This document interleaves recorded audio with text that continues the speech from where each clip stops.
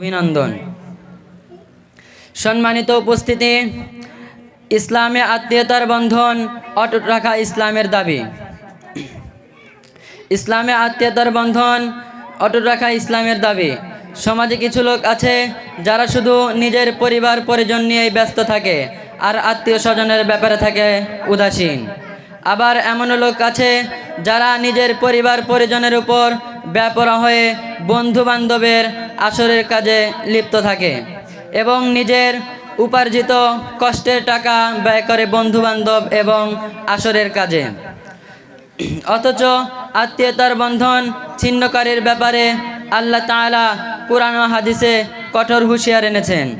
আল্লাহ তাআলা পবিত্র কুরআনুল কারীমের মধ্যে বলেন, ওয়াল্লাযীনা ইয়ানকুদুনা আহদাল্লাহি মিন বা'দি মিসাকিহি ওয়া ইয়াকতাউনা মা আমারাল্লাহু বিহি আন ইউসালা ওয়া ইউফসিদুনা ফিল আরদি উলাইকা লাহুমুল লা'নাতু ওয়া লাহুম সুউদ দার।